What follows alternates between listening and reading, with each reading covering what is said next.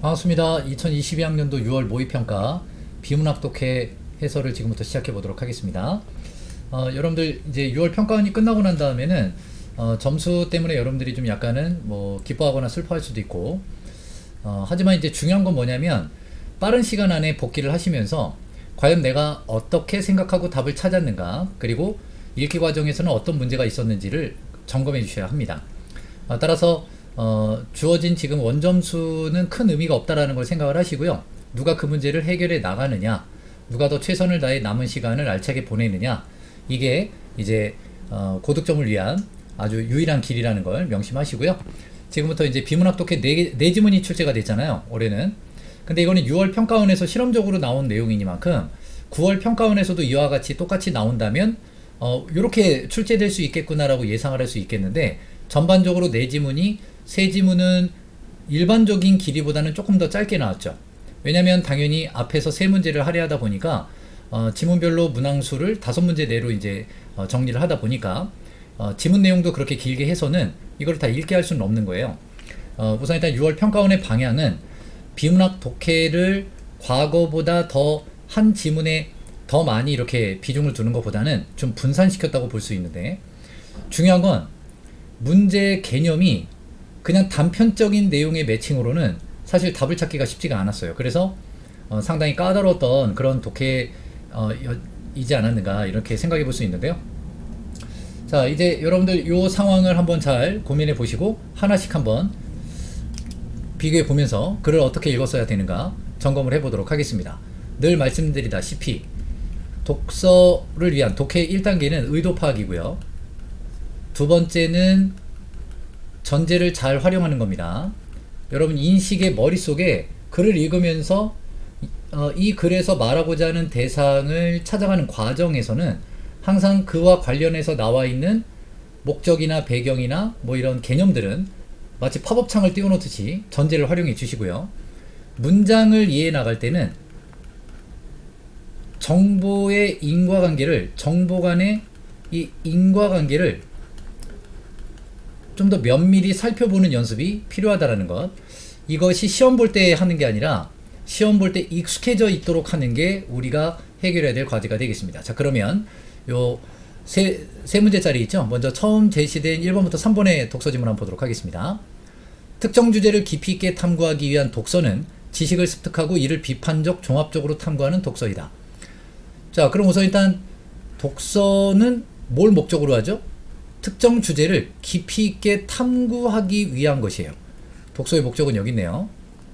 그럼 우선 일단 얘는 전제로 깔아놓죠. 자, 이러한 독서는 목차나 책 전체를 훑어보아 글 전체 구조를 파악하고 필요한 부분을 찾아 중점적으로 읽을 내용을 선별하는 것으로부터 출발한다. 그래서 전체를 보고 선별하는 과정으로 간대요. 자, 이어 독자는 글 표면에 드러난 내용을 정확하고 충분하게 읽기, 어떻게 구조를 파악하고 선별하면서 글 이면의 내용을 추론하고 비판하며 읽기, 여러 관점을 비교하고 종합하며 읽기와 같은 방법을 적절히 조합해 선별한 내용을 읽게 된다. 그래서 여러 가지 이런 것들을 조합해서 읽으라 이거죠. 선별을 한 다음에 이 과정에서 독자는 자신의 배경지식과 새로이 얻은 지식을 통합하여 의미를 구성한다. 그런데 이렇게 개인의 머릿속에서 구성된 의미는 다른 사회 구성원들과의 상호작용을 거쳐 재구성된다. 의미를 구성하고 다시 그 의미가 재구성되는 거예요. 따라서 특정 주제를 깊이 있게 탐구하기 위한 독서의 의미 구성은 역시 목적은 계속 반복해 주네요. 개인적 차원뿐만 아니라 사회적 차원에서도 이루어지는 것으로 이해되어야 한다. 이를 감안하면 특정 주제를 깊이 있게 탐구하기 위한 독서에서는 기록의 역할이 부각된다. 자, 그럼 기록은 역시 특정 주제를 깊이 있게 탐구하기 위한 과정의 시작일 겁니다. 탐구 과정에서 개인적으로 구성한 의미를 기록하는 것은 읽은 내용의 망각을 방지하며 비판과 토론의 자유로서 사회적 차원의 의미 구성에 기여한다. 자, 우선은요, 개인적으로는 망각을 방지를 해요. 그리고 사회적으로 의미를 구성하는 거죠. 뭐가요? 기록이요. 또한 보고서, 논문, 단행본 등의 형태로 발전해 공동체의 지식이 축적되는 토대를 이룬다. 뭐가요? 기록이요. 자, 이렇게 볼 때 특정 주제를 깊이 있게 탐구하기 위한 독서는 학문 탐구 과정에서 글을 읽고 의견을 주고받으며 토론하는 강론 또는 기록을 권유했던 전통과도 맥락을 같이 한다. 그럼 이러한 같은 강론과 기록의 특징은 전통과도 맥락을 같이 하면 과거에도 있었다 이런 얘기겠죠. 자, 근데 어쨌든 강론 또는 기록 역시 목적은 어딜까요? 학문 탐구에 있다라는 얘기입니다. 자, 그럼 이제 1번 볼게요. 기억의 방법이 아닌 겁니다. 그럼 이제 독서의 방법, 이런 주제를 깊이 있게 탐구하기 위한 독서의 방법, 구조를 우선 일단 보는 거죠. 예, 뭐 구조 나오고요. 면밀히 살펴보고요. 비판하며 읽으라 그랬고요. 그 다음 또 선택해서 읽으라 그랬죠. 하지만 정서적 반응을 언급하지는 않았죠. 다음 두 번째 문제입니다. 윗글을 바탕으로 보기를 이해한 내용으로 적절하지 않은 거래요. 자, 이게 서독승면록이라는 책입니다. 학문하는 데는 연속적으로 공부하는 것을 중히 여긴다. 한 번이라도 맥이 끊어지게 되면 정신이 새어나가고 성의가 흩어져 버리니 어떻게 학문의 깊은 뜻을 꿰뚫어 볼 수 있겠는가. 연속적으로 공부해야만 하는 거예요. 연속적으로 공부하지 않으면 맥이 끊어지게 된다 이거죠. 그리고 정신이 새어나간다는 얘기예요. 벗끼리 서로 돕는 것으로는 함께 모여 학문을 강론하는 것보다 나은 것이 없다. 자, 강론이 중요하다 이거예요. 아, 이거 뭐 전통과 맥을 같이 한다 그러더니 이 얘기를 보기에 넣어줬군요. 그런데 퇴계는 읽은 것을 얼굴을 마주하고 강론하는 것이 좋긴 하지만 항상 마음속의 생각을 다 드러내지는 못한다. 그러니 의문이 드는 부분을 뽑아 기록해서 살펴볼 수 있게 하는 것만 못하다라고 하였다. 그러니까 기록이 좀 더 중요하다는 거. 그럼 이 기록도 결국에는 뭐를 목적으로 하는 거죠? 학문을 깊이 있게 꿰뚫어 보기 위한 거예요. 연속적으로 봐야지만 깊이 있게 꿰뚫어 보는 거죠. 자, 그럼 1번. 정신이 새어나가고 성의가 흩어져 버리는 데에 대한 우려는, 즉 연속적으로 공부하지 않아 학문의 뜻을 꿰뚫어 보지 못하게 대한 우려는 기록의 궁극적인 목적이 망각 방지에 있음을 시사한다. 시사는 암시라는 뜻이잖아요. 망각을 방지하는 거 지문에 있었습니다. 개인적 차원의 특징이죠. 하지만 기록의 궁극적 목적은 뭘까요? 당연히 아까 여기 뭐라 그랬어요? 특정 주제를 깊이 있게 탐구하는 거죠. 깊이 있는 탐구입니다. 인과관계를 역시 뒤틀었네요. 네, 틀렸네요. 네, 정답은 바로 1번이었습니다. 자, 그래서 나머지 선지도 뭐 크게 어렵지 않기 때문에 좀 한번 훑어보시고요. 다음은 윗글을 읽은 학생입니다. 다음 이에 대한 설명으로 적절한 게 무엇이냐? 첫 문장을 읽으며 특정 전공 분야의 연구자를 대상으로 하는 글인 줄 알았어. 그런데 생각해보니 이런 독서의 모습이 낯설지가 않아. 이런 독서의 모습이 낯설지가 않아. 우리 학교에서 보고서 작성을 위해 책을 읽고 친구들과 의문점을 나누며 의논하는 경우가 많잖아. 그러면 이건 이런 독서가 특정 전공 분야에만 있는 게 여기에만 적용되는 게 아니라 우리 학교에서 일상에서도 충분히 이런 모습을 찾아볼 수 있어. 자, 이런 얘기를 하고 있네요. 자, 그럼 1번. 독서에서 얻은 깨달음을 실천하려면, 이거 뭐 실천에 대한 내용은 없죠. 모범적인 독서 태도를 발견하고 반성의 계기로 삼고 있다. 이거 뭐 그럼 뭐 그 전까지는 안 했다는 것도 아니고. 학습 경험과 결부하여 보고서 작성했던 거, 독서 활동의 의미를 확인하고 있다. 그래요. 일상에서도 충분히 확인할 수 있다는 거죠. 알게 된 내용과 관련지어 추가적인 독서 계획을 언급하진 않았고요. 지속적인 독서의 중요성은 지금 학생의 반응에서 확인할 수 없었습니다. 그래서 정답은 3번이었죠. 자, 이번에는 두 번째 지문을 한번 살펴보도록 하겠습니다. 자, 이제부터는 조금 앞에서 봤던 것보다는 좀 더 어려워져요. 한번 볼게요. 가와 나 두 개로 나뉘어져 있는데 우선 여러분 이런 지문이 나올 땐 가는 가대로 나는 나대로 가는 게 조금 더 수월합니다.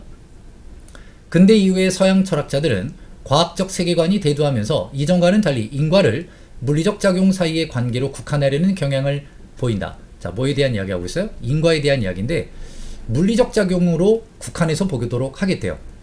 자, 이거는 이제 뭔 얘기를 하든 간에 뭔 얘기를 하든 간에 이제 배경이 되는 얘기잖아요. 이런 경향이 있었다라는 건. 그죠? 그럼 얘가 역시 또 뭐가 될까요? 전제로 빼버리는 거예요.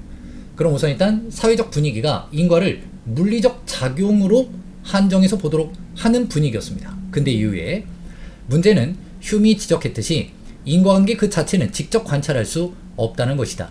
원인과 결과에 해당하는 사건만을 관찰할 수 있을 뿐이다. 가령 추위 때문에 강물이 얼었다는 직접 관찰한 물리적 사실을 진술한 것이 아니다. 이게 무슨 말이에요? 그럼 추위와 강물이 얼었다라고 하는 개별 사건을 개별적으로 우리는 관찰할 수 있는 거죠. 따라서 개별 사건에 대한 관찰은 가능하지만 이 문장에 대한 사실은 관찰을 할 수 없다. 그래서 인과가 과학적 개념인지에 대한 의심이 철학자들 사이에 제기되었다. 자, 이런 배경적인 분위기. 그러니까 인과를 물리적 작용으로 봐야 되는데 인과는 물리적 작용하고는 거리가 멀다. 그런 얘기죠. 이에 인과를 과학적 세계관에 입각해 이해하려는 시도가 세몬의 과정 이론이다. 자, 그러면 당연히 이 글에서 나하고 말하고자 하는 화제는 과정 이론이라는 걸 대번 알겠고요. 과정 이론이 나오게 된 배경은 인과를 과학적 세계관, 즉 물리적 작용으로만 보고자 했기 때문이라는 걸 알 수가 있어요. 야구공을 던지면 땅 위의 공 그림자도 따라서 움직인다. 공이 움직여서 그림자가 움직인 것이지 그림자 자체가 움직여서 그림자의 위치가 변한 건 아니다. 과정이론은 이 차이를 다음과 같이 설명한다. 이 차이, 어떤 차이? 바로 공과 그림자의 차이. 그럼 우선 과정은 대상 자체의 시공간적 궤적이다. 과정은 대상, 즉 공이나 그림자의 시공간적 궤적이다. 날아가는 야구공은 물론이고 땅이 멈춰있는 공도 시간은 흘러가고 있기에 시공간적 궤적을 그리고 있다. 공이 멈춰있는 상태도 과정인 것이다. 그러니까 어쨌든 뭐 멈춰있든 변화하든 그 모두가 다 과정이에요. 그런데 모든 과정이 인과적 과정은 아니다. 그러니까 모든 게 인과적 과정이 아니다라고 하는 것은 왜 얘기하겠어요? 과학적 세계관에 입각해서 인과를 보려고 한 거기 때문인 거죠. 따라서 물리적 작용으로 판단할 수 있는 것만을 인과로 봐야 되는 거예요. 그래서 이제 세몬이라는 사람이 과정 이론을 제시한 건 이것을 뒷받침하기 위한 하나의 이론이라고 볼 수 있습니다. 따라서 모든 과정을 인과적 과정이라고 보면 안 된다. 인과적 과정은 당연히 뭐에만 해당해야 된다? 물리적 작용이 나타나는 거여야만 한다. 어떤 과정은 다른 과정과 한 시공간적 지점에서 만난다. 즉, 두 과정이 교차한다.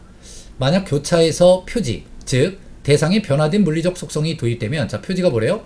그럼 우선 일단 이 세몬의 이야기를 이해하기 위한 또 다른 전제죠. 바로 표지란 대상에 변화된 물리적 속성인 거예요. 자, 그럼 어떤 두 과정이 교차할 때 하나의 표지가 발생한다면 이후의 모든 지점에서 그 표지를 전달할 수 있는 과정이 인과적 과정이다. 자, 인과적 과정의 조건은 바로 이 표지가 전달이 되어야만 한다는 거예요. 이 표지가 전달되는 게 그럼 뭐가 될까요? 이게 바로 물리적 작용이라고 볼 수 있겠죠. 가령, 자, 이제 예를 통해 한번 이해해 봅시다. 바나나가 A점에서 B점까지 이동하는 과정을 과정 1이라고 하자. 네, 과정 1이에요. 바나나가 움직이는 겁니다. A와 B의 중간 지점에서 바나나를 한 입 베어내는 과정 2가 과정 1과 교차했다. 이 교차로 표지가 과정 1에 도입되었고 이 표지는 B까지 전달될 수 있다. B까지 전달될 수 있다? 그럼 뭐가 될까요? 인과적이죠. 물리적 작용이 일어났다는 얘기예요. 즉, 바나나는 베어낸 만큼이 없어진 채로 줄곧 B까지 이동할 수 있다. 따라서 과정 1은 인과적 과정이다. 그렇습니다. 과정 1은 인과적 과정이래요. 뭐 때문에? 전달될 수 있으니까요.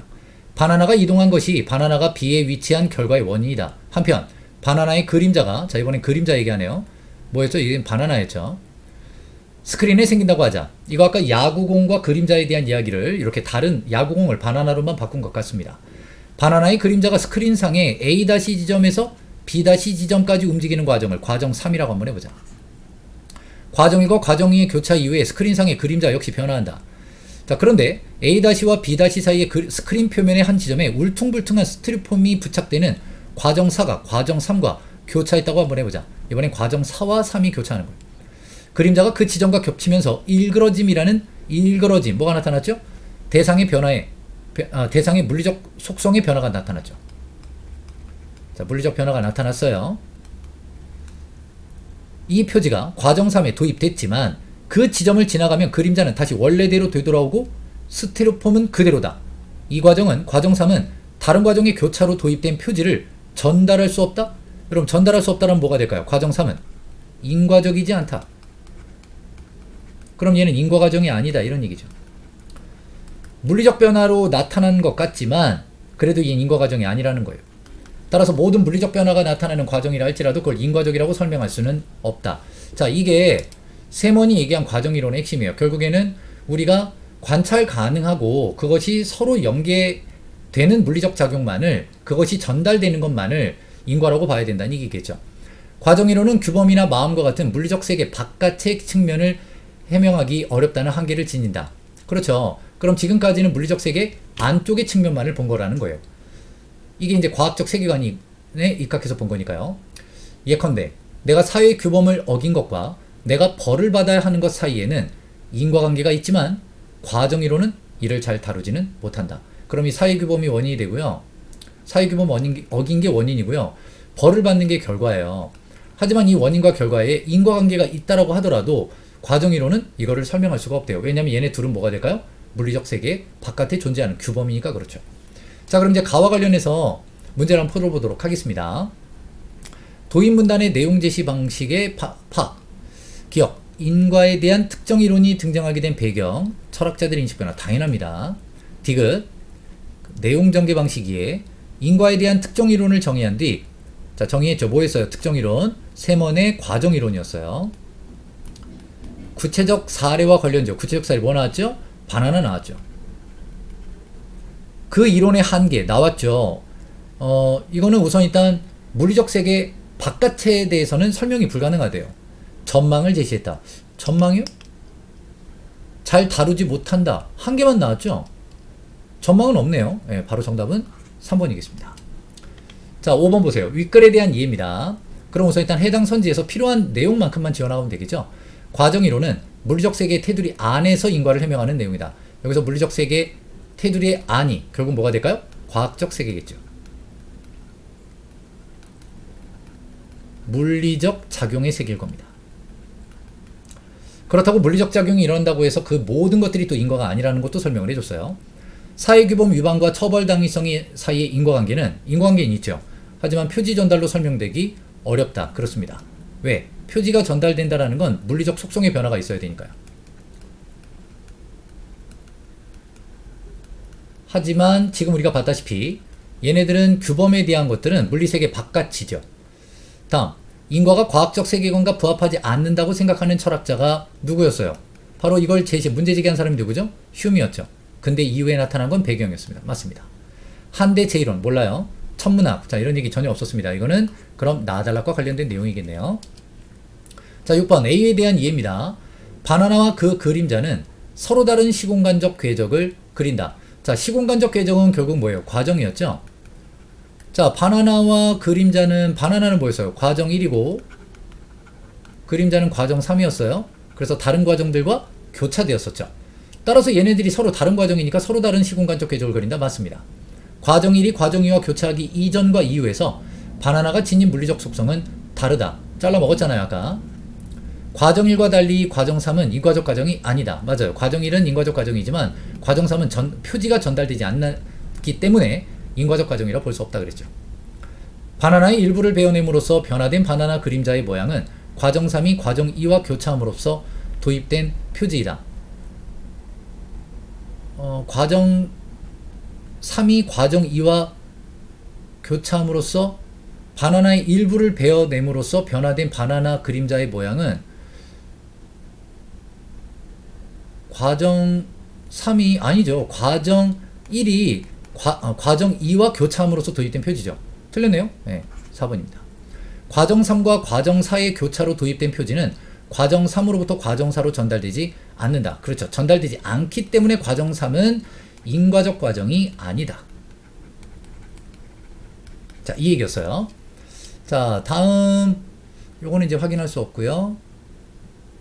8번. 자, 윗글의 주제와 관련해서 동서양 학자들의 견해입니다. 자, 뭐 요거는 이제 부분적이니까요. 다 그냥 읽어버리고 풀어보겠습니다. 자, 이번엔 나달락 가볼게요. 자연현상과 인간사를 인과관계로 설명하는 동아시아의 대표적인 논의는 제이론이다. 자, 왠지 제이론 얘기할 것 같아요. 자연현상과 인간사를 인과관계로 설명하는 거예요. 그럼 자연현상이 원인이고 인간사를 결과로 보든지 아니면 자연현상 내의 인과관계를 보나 인간사의 인과관계를 보나 뭐 그런 여러가지 좀 약간 모호한 표현이네요. 한대의 동중선은 하늘이 덕을 잃은 군주에게 제의를 내려 견책한다는 청견설과 인간과 하늘의 공통된 음양의 길을 통해 하늘과 인간이 서로 감응한다는 천인감응론을 결합하여 제이론을 체계화했다. 그럼 얘네 둘이 얘를 이야기한 역시 전제일 겁니다. 그에 따르면 군주가 실정을 저지르면 그로 말미암아 변화된 음양의 길을 통해 감응한 하늘이 가뭄과 홍수, 일식과 월식 등 제의를 통해 경고를 내린다. 군주가 실정을 저지르면 제의가 발생하는군요. 그러면 군주의 실정, 인간사죠. 제의의 발생, 자연현상입니다. 뭐 가뭄이나 홍수 뭐 이런 거라 그랬잖아요. 그럼 이것을 원인으로 봤고요. 이걸 결과로 보네요. 이때 제의는 군주권이 하늘로부터 비롯된 것임을 입증하는 것이자 군주 실정에 대한 경고였다.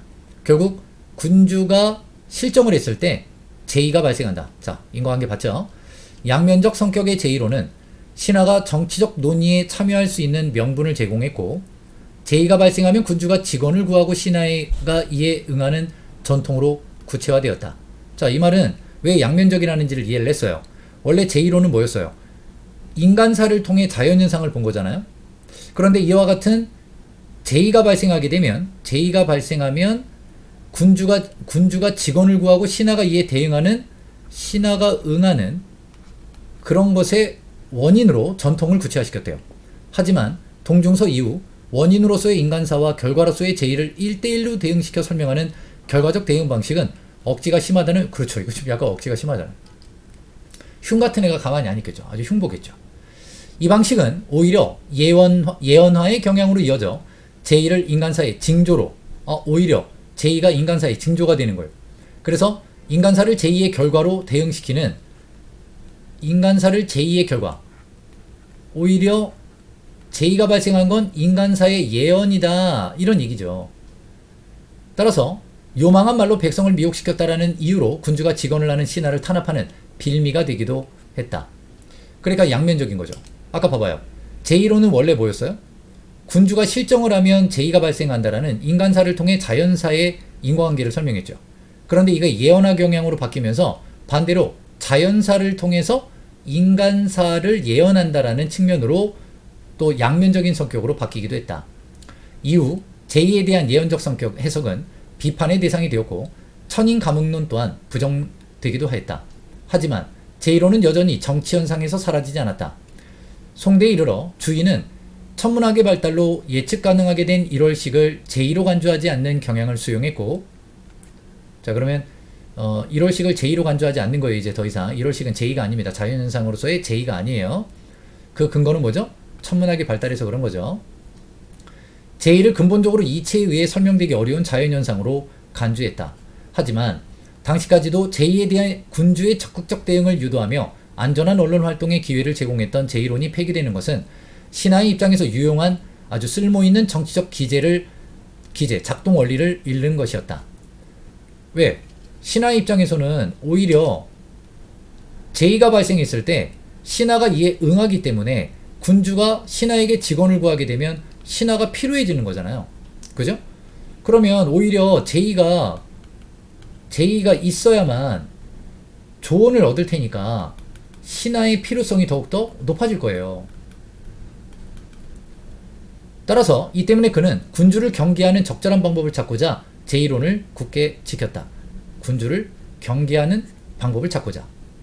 그는 제의에 대한 개별적 대응 대신 군주에게 허물과 잘못이 쌓이면 이에 하늘이 감흥해 변칙적인 자연현상이 일어날 것이라는 전반적 대응설을 제시하고, 전반적 대응설, 결국 군주를 경계하기 위한 방법이었던 것이겠죠. 자, 그럼 이제 이와 관련해서 문제를 한번 풀어봅시다. 5번. 한대의 제의론에서 전제된 하늘은 음양의 변화에 반응하지 않지만 경고를 하는 의지를 가진 존재였다. 잠깐만요. 한대에 나타났던 하늘은요, 여기 전제가 뭐였죠? 천견설과 천인감응론이에요.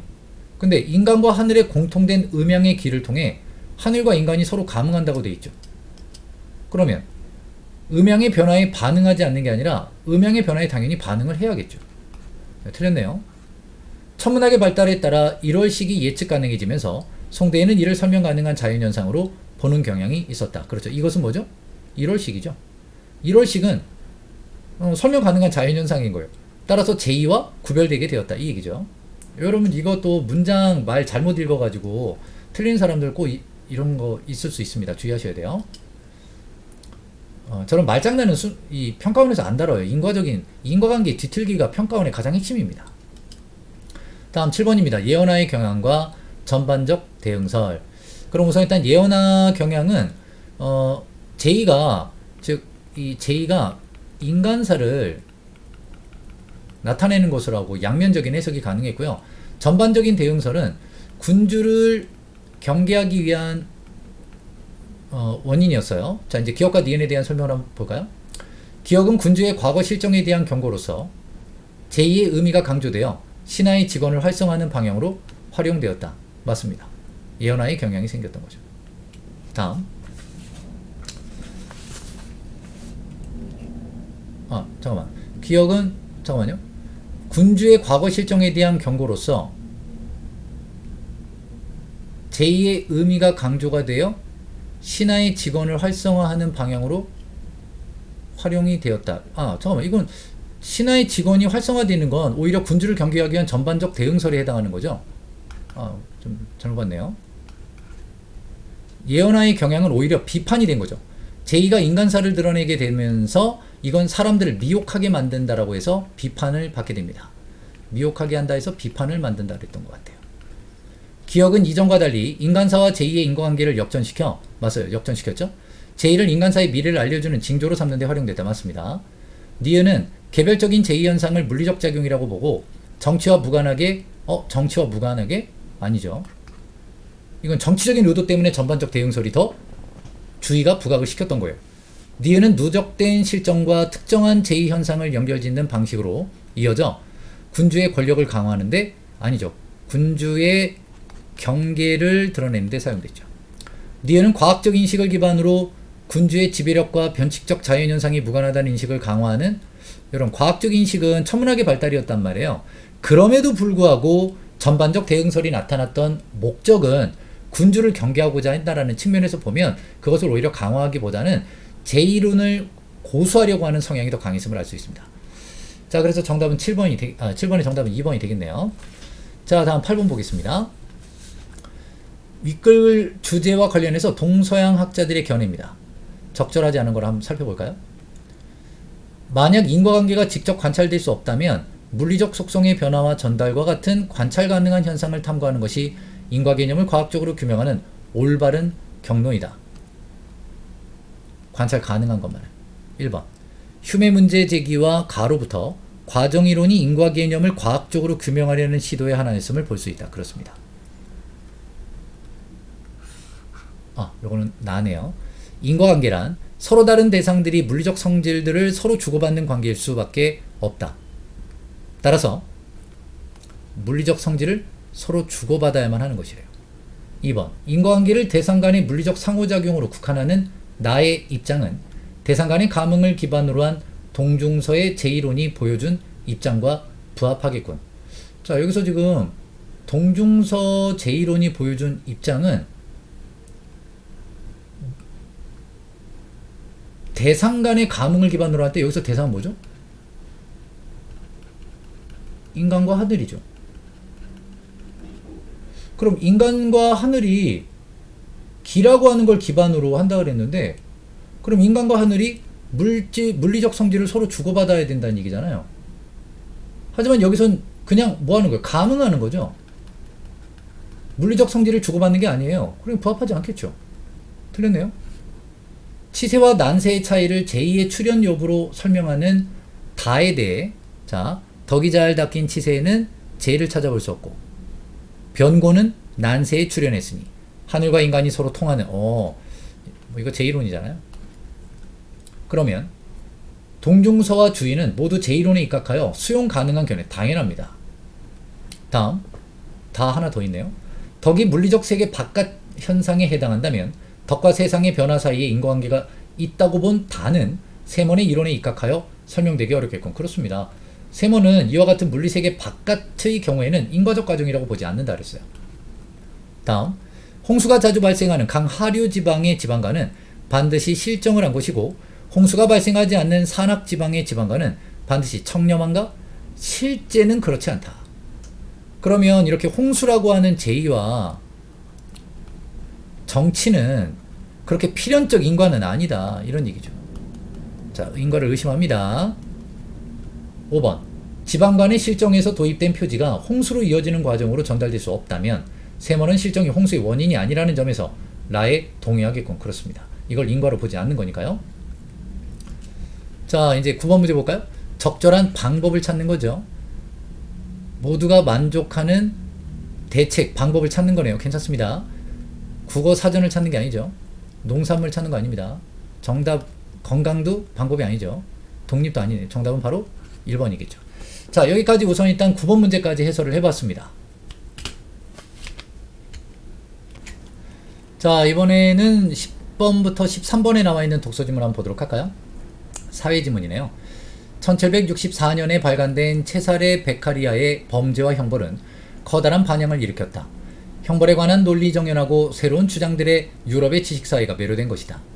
자유와 행복을 추구하는 이성적 인간을 상정하는 당시 계몽주의 사조에 베카리아는 충실히 호응해 이익을 저울질할 줄 알고 그에 따라 행동하는 존재로서 인간을 전제했다.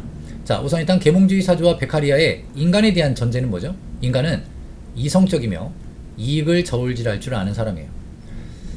자, 뭘 얘기하든 간에 얘는 지금 이제 전제라고 아예 말도 깔아줬잖아요. 그럼 얘는 우선 일단 전제가 되는 겁니다.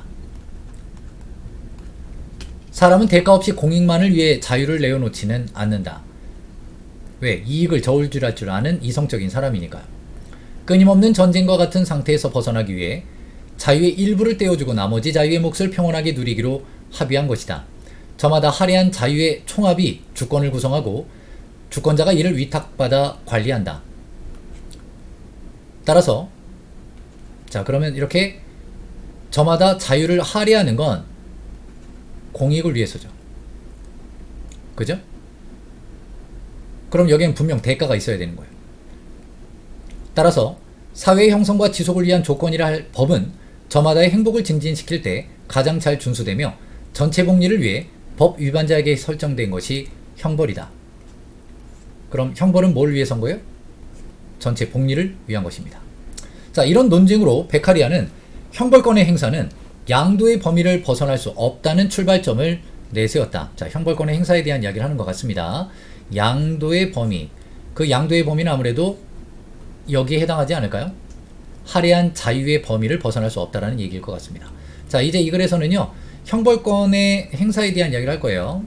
형벌권의 행사.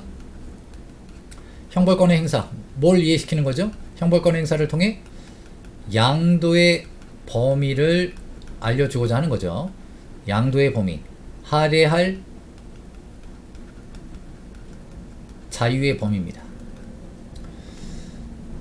베카리아가 볼 때 형벌은 범죄자가 일으킨 결과를 되돌려 놓을 수 없다. 또한 인간을 괴롭히는 것 자체가 그 목적인 것도 아니다. 형벌의 목적은 오로지 범죄자가 또다시 피해를 끼치지 못하도록 억제하고 예방하는 데 있을 뿐이다. 자, 그럼 형벌의 목적은 이 두 가지에 있습니다. 이는 범죄로 얻을 이득, 곧 공익이 입게 되는 그만큼의 손실보다 형벌이 가하는 손해가 조금이라도 크기만 하면 달성된다. 그리고 이러한 손익관계를 누구나 알 수 있도록 처벌체계는 명확히 성문법으로 규정되어 있어야 하고 집행의 확실성도 갖춰야 한다. 우선 이것의 전제는요, 인간은 뭐예요? 이성적인 존재죠. 그리고 이익을 저울질할 줄 아는 사람이에요. 따라서 범죄로 얻을 수 있는 범죄 이득과 그로 인해서 얻게 되게 되는 그로 인해서 우리가 얻게 되는 어떤 공익의 손해, 그래서 형벌이 가하는 그 손해, 그럼 우리는 이 두 가지를 비교해 봤을 때 누군가가 범죄로 자신이 얻게 될 이득보다는 형벌로 인해 받게 될 손해가 조금이라도 크기만 한다면 억제와 예방의 효과는 달성된다, 이런 얘기죠. 그죠? 그럼 거꾸로 이랬을 때만 형벌을 해야 된다는 얘기인 거예요. 결국 범죄를 가로막는 방벽으로 형벌을 바라보는 것이다. 여기서 범죄를 가로막는 방벽이라는 건 이렇게 억제와 예방에 있을 겁니다. 이 울타리의 높이는 살인인지 절도인지 등에 따라 달리해야 한다. 공익을 훼손한 정도에 비례해야 하는 것이다. 공익을 훼손한 정도. 그것을 넘어서는 처벌은 포갑이며 불필요하다. 베카리아는 말한다. 상이한 피해를 일으키는 두 범죄에 동일한 형벌을 적용한다면 더 무거운 죄에 대한 억지력이 상실되지 않겠는가. 맞아요. 따라서 그에 상응하는 정도에 대한 형벌이 주어져야 된다, 이 얘기죠. 그는 인간이 감각적 존재라는 사실에 맞춰 제도가 운용될 것을 역설한다. 힘주어 말하겠습니다. 가장 잔혹한 형벌도 계속 시행되다 보면 사회 일반은 그에 무디어져 마침내 그런 것을 봐도 옥살이에 대한 공포 이상을 느끼지 못한다. 인간의 정신에 크나큰 효과를 끼치는 것은 형벌의 강도가 아니라 지속이다. 그렇다면 우리가 무언가 공익을 위해, 전체 복리를 위해, 자, 이게 최종 목적이에요.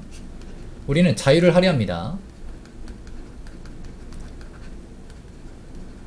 이것이 바로 형벌의 양도 범위죠.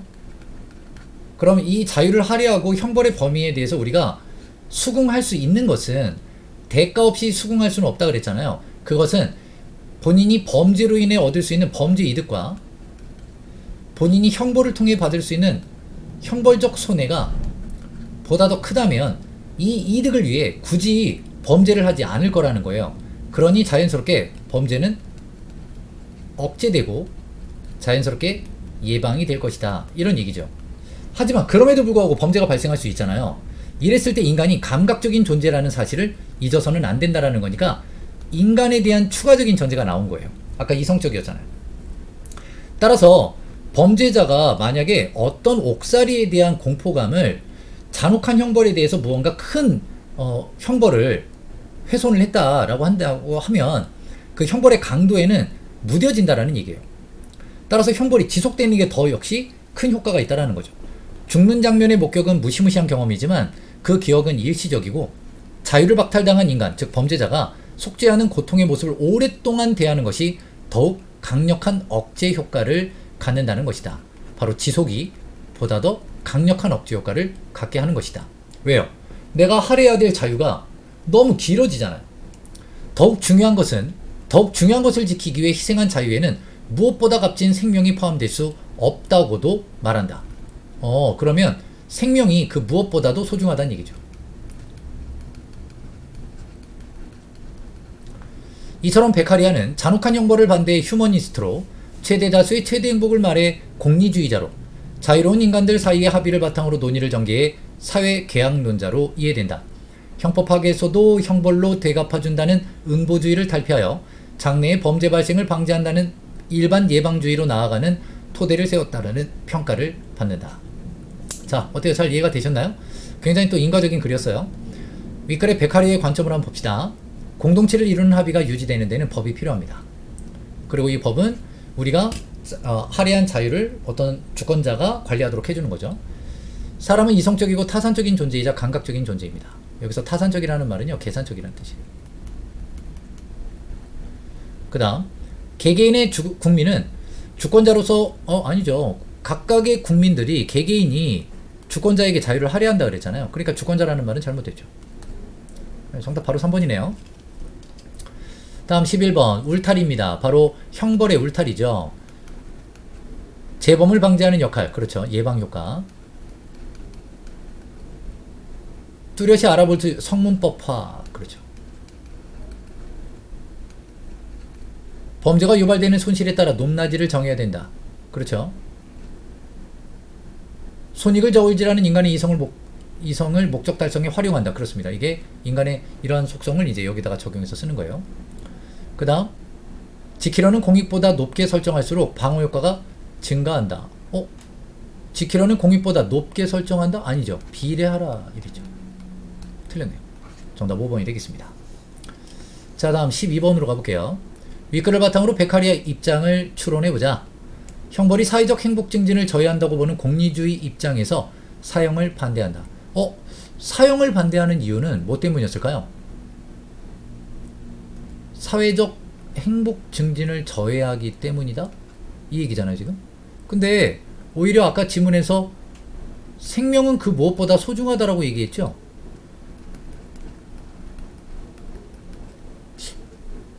인과관계가 잘못된 것 같아요. 사형은 범죄 예방의 효과가 없으므로 외워 있잖아요. 사형은 사람의 기억에 영구히 각인되는 게 아니었죠? 가장 큰 가치를 내어주는 합의가 있을 수 없다는 이유로. 그럼 가장 큰 가치는 뭐겠어요? 생명이죠. 사형을 비판한다. 괜찮습니다. 그렇다면 사회계약론의 입장이지만 지문에서 다시 확인해 보시면 되겠어요. 피해 회복의 관점으로 피해는 회복될 수 없다 그랬죠? 네, 그럼 뭐 정답은 4번이 정답이 되겠네요. 자, 13번입니다. 문맥상 A에 바꿔쓰기에 적절하지 않은 게 뭐냐요?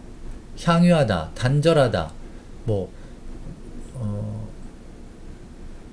여기서 가로막다는 저해하다의 의미에 해당하죠. 지문상. 네, 그래서 단절시키는 거는 잘못됐습니다. 정답은 2번이 적절한 정답이죠.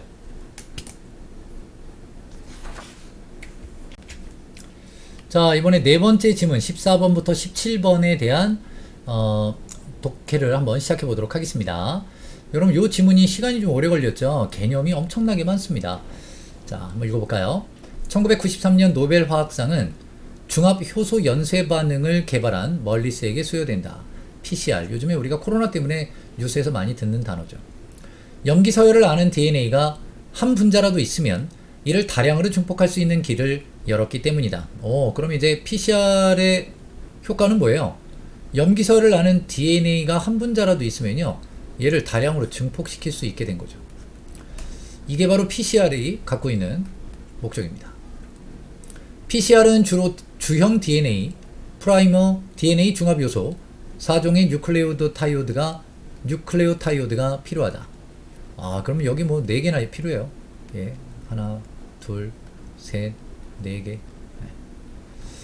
주형 DNA란 시료로부터, 실험 물질로부터 추출하여 PCR에서 DNA 증폭의 바탕이 되는 이중가닥 DNA를 말하며, 주형 DNA에서 증폭하고자 하는 부위를 표적 DNA라고 한다. 이 표적 DNA가 증폭하고자 하는 부위래요. 그럼 얘는 이제 어디 있어요? 주형 DNA 안에 있겠죠. 프라이머는, 자, 두 번째 프라이머입니다. 표적 DNA 일부분과 동일한 염기 서열로 이루어진 짧은 단일 가닥 DNA로, 잠깐만요. 얘는 무슨 가닥이죠? 네, 이중 가닥이죠. 얘는요, 단일 가닥인데 염기 서열이 동일해요. 두 종의 프라이머가 표적 DNA의 시작과 끝에 각각 결합한다.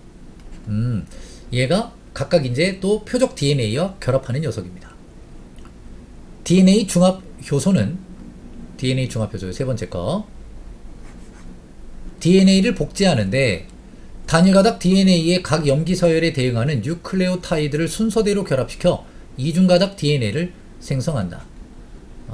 이제 그럼 얘도 복제를 하게 되는 거니까 결국 원래 뭐였죠? 표적 DNA는 이중 가닥이잖아요. 그러니까 복제를 한 것도 이중 가닥이 된다, 이 얘기네요. 근데 대신 DNA 중합 효소가 복제를 하고 각 염기설에 대응하는 뉴클레오타이드를 결합시켜서 이중 가닥 DNA를 생성한대요. 자, 그럼 어쨌든 여기까지 보면 필자가 말하고자 하는 건 PCR입니다. 그죠? 그럼 이 친구가 나한테 PCR에 대해서 설명해 줄 것 같아요. 이게 화제죠. 자, 그럼 우선 일단 뭐 이거 얘기하는데 PCR에 필요한 내용들 전제 엄청 나왔죠? 그죠? 근데 우선 일단 PCR의 목적은 어디 있어요? DNA 증폭이 있습니다. DNA 증폭. 자, 이거는 우선 일단 갖고 가야겠죠? 그럼 이제 PCR을 통해 DNA 증폭하는 방법을 알려주는 것 같아요. 그러려면 알아야 되는 게 주형 DNA, 프라이머, DNA 중합효소, 뉴클레오타이드, 요걸 좀 알고 있어야 되나 보죠. 얘네들은 다 모두 뭐예요? 전제죠. PCR 과정은 우선 열을 가해 이중 가닥의 DNA를 두 개의 단일 가닥으로 분리하는 것으로 시작한다. 자, 우선 일단 열을 가해요. 그 다음에 이중 가닥을 단일 가닥으로 분리합니다. 열을 가해서 이중을 단일 가닥으로. 이후 각각의 단일 가닥 DNA에 프라이머가 결합하면 DNA 중합 효소에 의해 복제가 돼서 두 개의 이중 가닥 DNA가 생긴다. 다시 이중 가닥이 되는 거예요. 열을 가해서 이중 가닥을 단일 가닥으로 바꾸고요. 다시 이중 가닥으로 바꿔주는 거죠. 이게 PCR의 과정입니다. 뭐 한마디로 얘기하면 이렇다는 얘기죠. 일정한 시간 동안 진행되는 이러한 DNA 복제 과정이 한 사이클을 이루며, 일정 시간 동안 진행되는 이러한 DNA 복제 과정이 한 사이클을 이루어요. 사이클마다 표적 DNA 양은 2배씩 증가합니다. 그러면 뭐 배수로 계속 정배수로 늘어나겠죠. 같은 시간 안에 사이클은 반복되니까. 그리고 DNA의 양이 더 이상 증폭되지 않을 정도로 충분히 사이클을 수행한 후 PCR을 종료한다. 우선 일단 우리는 지금 DNA의 증폭을 보고 있으니까요. 그럼 그 증폭이 끝날 때까지 이 사이클은 계속 반복된다. 증폭이 더 이상 필요하지 않을 때가 되면, 아주 충분하게 증폭이 됐다면 그때 사이클을 끝내라. 전통적인 PCR은 PCR의 최종 산물에 형광물질을 결합시켜 발색을 통해 표적 DNA의 증폭 여부를 확인한다. 그러면 형광물질을 통해 증폭이 됐는지를 확인하는 겁니다. PCR은 시료의 표적 DNA 양도 알 수 있는 실시간 PCR이라는 획기적 개발로 이어진다. 실시간 PCR은 전통적 PCR과 동일하게 그럼 이제 실시간 PCR하고 얘는 전통적 PCR인데 이 두 개를 또 구별해 보래요. 그럼 전통적 PCR과 이제 어떤 점이 차이가 있는지 한번 보면 비교하면서 읽어야 될 것 같아요. 전통적인 PCR과 동일하게 PCR을 실시하지만 사이클마다 발색 반응이 일어나도록 하여 사이클마다 이게 계속 반복됐잖아요. 근데 실시간 PCR은 사이클마다 일어나도록 해서 누적되는 발색을 통해 표적 DNA의 증폭을 실시간으로 확인할 수 있다. 그럼 그래서 증폭이 됐는지 여부를 확인하는 게 전통적인 PCR인데 얘는 증폭을 실시간으로 확인해 주는 거예요. 사이클마다. 왜요? 표적 DNA 양도 알 수 있대요. 왜 이러냐 봤더니만 표적 DNA 증폭을 실시간으로 확인하게끔 만드는 이유는요. 표적 DNA의 증폭 여부를 확인하기 위한 형광물질을 쓰는 거 말고 얘는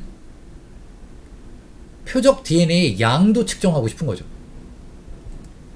이를 위해 실시간 PCR에서는 PCR 과정에 발색 물질이 추가로 필요한데 왜? 얘는 뭐 끝날 때만 필요한데 얘는 PCR 할 때마다 사이클마다 그걸 확인해 줘야 하니까요. 이중가닥 추가로 필요하죠. 왜요? 사이클마다 확인해야 되니까요. 이중가닥 DNA 특이 염료 또는 형광표식 탐침이 이에 이용된다. 이중가닥 DNA 특이 염료는 이중가닥 DNA에 결합하여 발색하는 형광물질로 새로 생성된 이중가닥 표적 DNA에 결합하여 새로 생성된 이중가닥 표적 DNA 그럼 이건 이제 복제된 거겠죠. 여기에 결합하여 발색함으로 표적 DNA의 증폭을 알 수 있게 한다. 증폭을 알 수 있어. 물론 이제 그거는 이제 양을 알 수 있게 해주기 위한 목적도 되는 거고. 다만 이중가닥 DNA 특이 염료는 모든 이중가닥 DNA에 결합할 수 있기 때문에 두 개의 프라이머끼리 결합하여 이중가닥의 이합체를 형성한 경우에는 이와 결합하여 의도치 않은 발색이 일어난다. 왜냐면 얘는 새로 생긴 이중가닥 표적 DNA하고 무조건 결합하는 거예요. 그러면 우선 일단 표적 DNA의 증폭을 우리는 실시간으로 알 수 있게 되죠. 그런데 문제는 두 개의 프라이머가 결합하게 되면 얘네 두 개가 단일 프라이머가 두 개가 결합해서 이중가닥 이합체를 만들게 된대요. 그럼 얘도 뭐예요? 이중가닥 DNA가 되잖아요. 그러면 여기에서도 얘가 결합해서 염료가 발색이 되면 얘는 표적 DNA가 증가된 게 아니잖아요. 이런 문제가 생긴다 이거죠. 형광표식 탐침은 형광물질과 이 형광물질을 억제하는 소각물질이 붙어있는 단일가닥 DNA 단편으로 역시 얘는 또 단일가닥 DNA래. 표적 DNA에서 프라이머가 결합하지 않는 부위에 특이적으로 결합하도록 설계된다. 얘는 어디에 붙는 거예요? 얘는 아까 새로 생성된 이중가닥 표적 DNA에 결합했죠. 근데 얘는 표적 DNA에서 프라이머가 결합하지 않는 부위에 결합하는 거예요.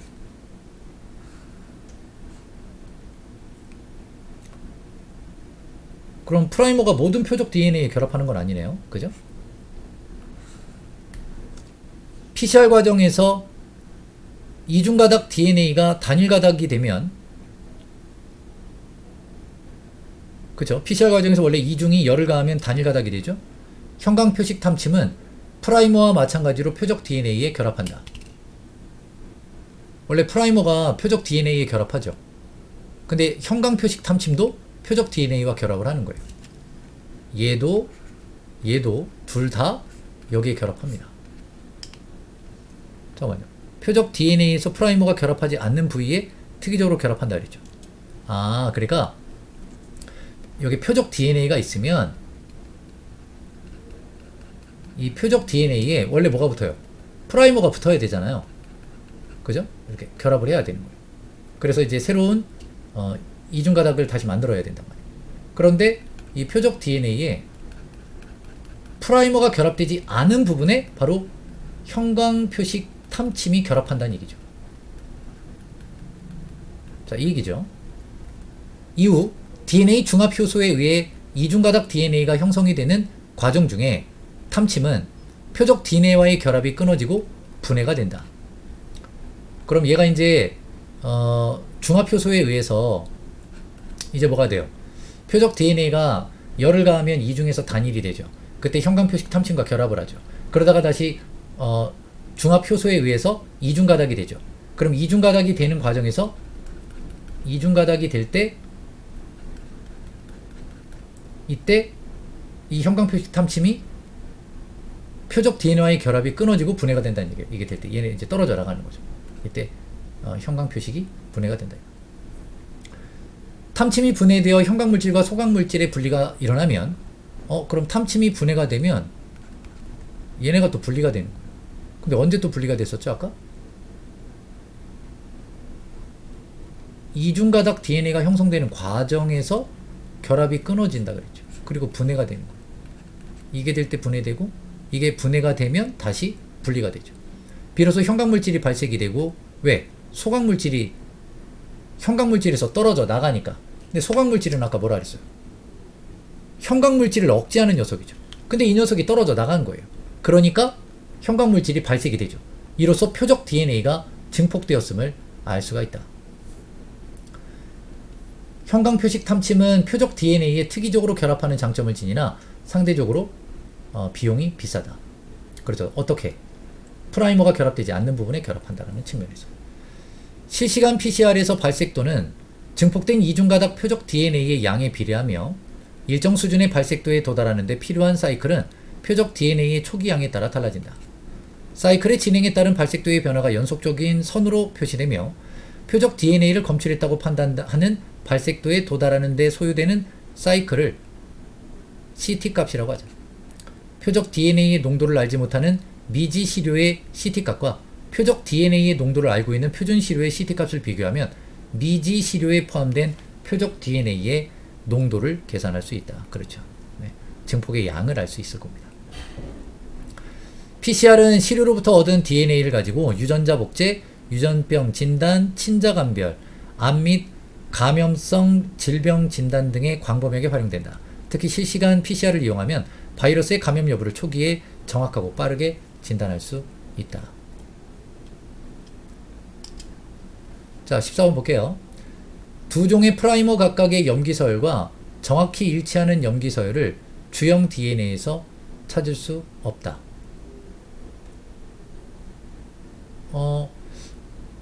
프라이머가 그 표적 DNA하고 결합을 하잖아요. 그런데 아까 형광 탐침 걔는 프라이머가 결합되지 않은 표적 DNA와 결합한다 그랬죠. 그러면 우선 프라이머는 DNA, 주형 DNA와 염기서열이 같아요. 근데 주형 DNA에서 찾을 수 없으면 얘가 결합을 못 하겠죠. 그죠? 찾을 수 있어야만 프라이머가 결합을 할 거 아니에요. 그럼 없으면 안 되겠죠? 있어야죠. 맞죠? 네. PCR에서 표적 DNA의 양이 초기양을 기준으로 처음에 2배가 되는 시간과 4배에서 8배가 되는 시간은 같다. 이건 초기의 양을 기준으로 발색도를 판단할 때 발색도는 표적 DNA의 양에 비례하는데 이건 도달하는 데 필요한 사이클.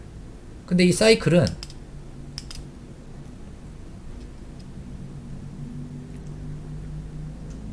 여기서 뭐라 그랬어요? 사이클은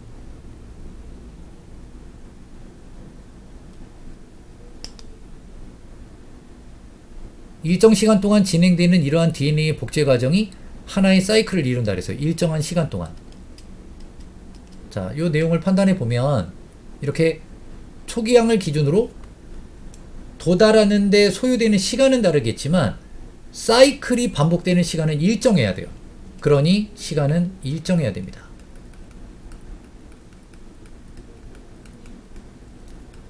자, 요 얘기죠.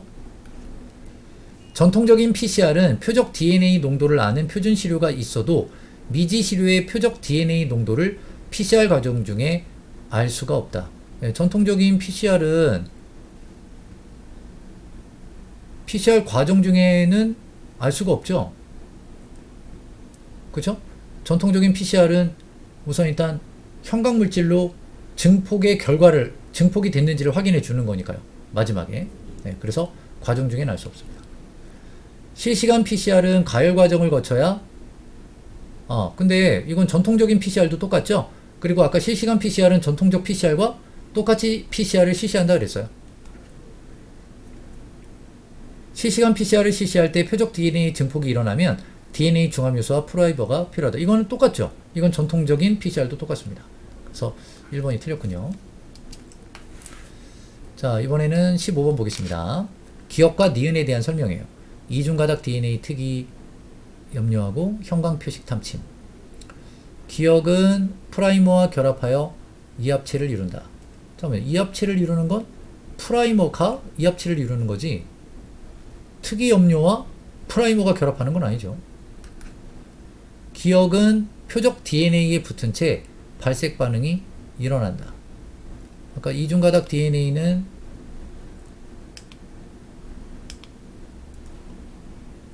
이중가닥 DNA, 표적 DNA와 결합해서 발색한다 이랬죠.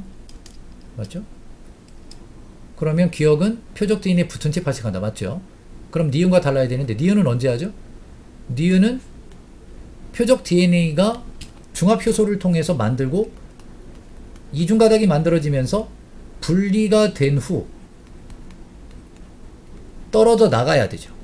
분리된 후 형광과 소광이 또 분리가 되어야 돼요. 그러면 발색이 되는 거죠. 따라서 표적 DNA에서 분리가 된 후에 발색이 되는 거니까 붙은 채 다릅니다. 맞습니다. 정답은 2번이 되겠네요. 다음 16번. 어느 바이러스 감염증의 진단검사에 PCR을 이용하려고 한다. 가장 적절한 건 무엇이냐? 전통적인 PCR로 진단검사를 할 때 시료의 바이러스의 양이 적은 감염 초기에는 감염 여부를 진단할 수 없겠군. 왜 진단을 못해요? 전통적인 PCR은 우선 일단 이 DNA를 증폭시키는 녀석이죠. 그리고 전통적인 거는 실시간하고는 달리 이 발색 여부를 마지막을 통해서 확인해 주는 거죠.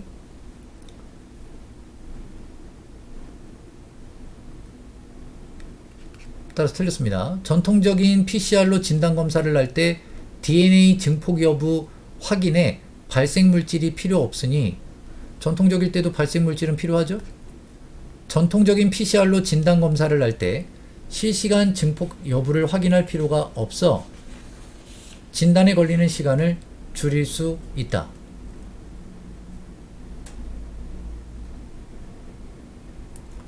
근데 진단에 걸리는 시간이 그 말은 이 확인 때문에 진단에 걸리는 시간이 늘어난다는 뜻이잖아요. 이 말은. 그죠? 이건 인과관계상 잘못됐네요. 그죠? 그 다음 실시간 PCR로 진단검사를 할 때 표적 DNA의 염기 서열이 알려져 있어야 감염 여부를 분석할 수 있다. 왜냐면 우리 이 글 처음 시작할 때 염기 서열을 아는 DNA가 한 분자라도 있으면 이걸 다량으로 증폭하는 게 PCR이었어요.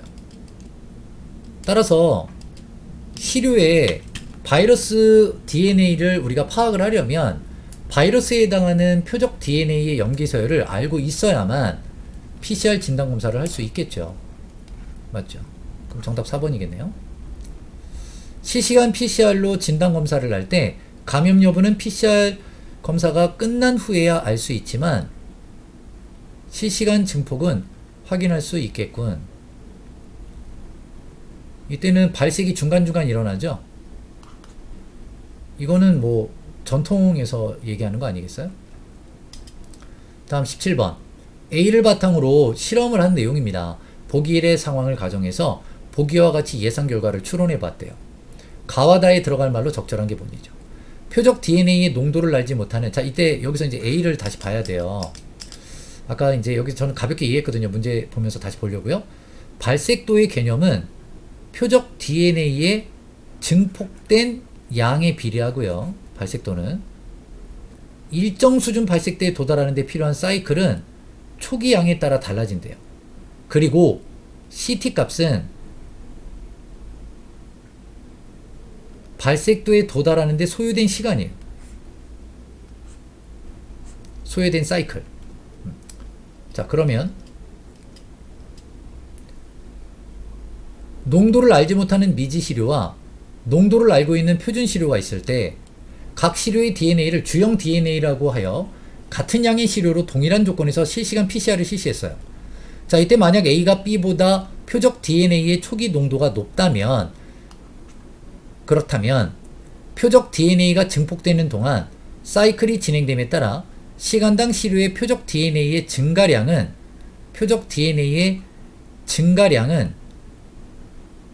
지금 A가 초반에 더 많았죠. 근데 사이클은 일정하게 반복이 되면서 증폭이 되죠. 근데 A가 초반에 더 많았으니까 증가량은 A가 더 B보다 많겠죠. 초반에 더 많았으니까. 그러면 A가 B보다 많습니다. 실시간 PCR의 CT 값에서 발색도는, 아까 발색도가 뭐였죠? 표적 DNA의 양에 비례하는 거죠.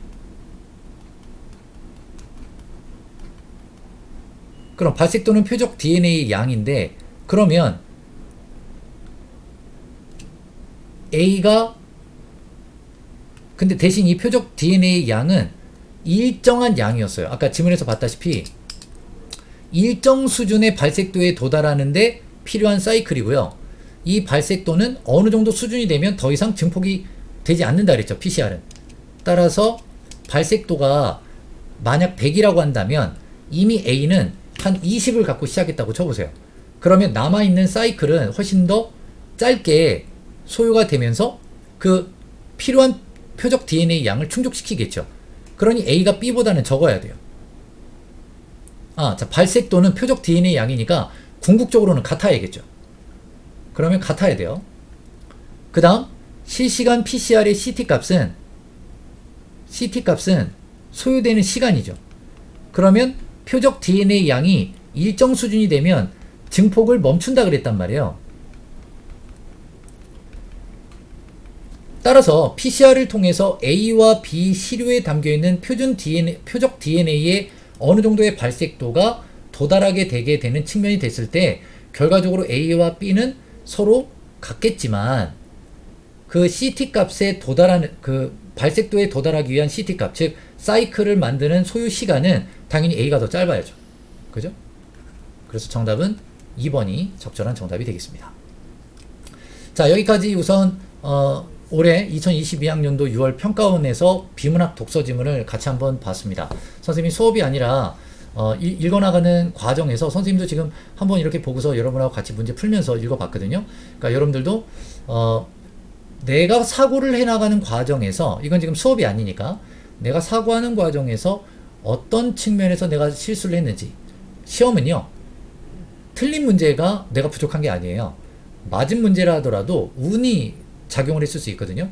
따라서 모든 시험에는 운과 실수라고 하는 이 두 가지 측면에서 내가 그때 시험을 잊지 않은 상태로 최대한 빠르게 복귀하면서 어떻게 했어야 되는지를, 그 문제를 찾아내는 게 무엇보다 중요한 것입니다. 그래서 이 해설은 그러한 측면에서 한 거니까요. 여러분들 참고해 주시기 바라고요. 다음번 시험을 위해 부족한 부분 잘 하나씩 채워나가시기를 바랍니다. 감사합니다. 수고했습니다.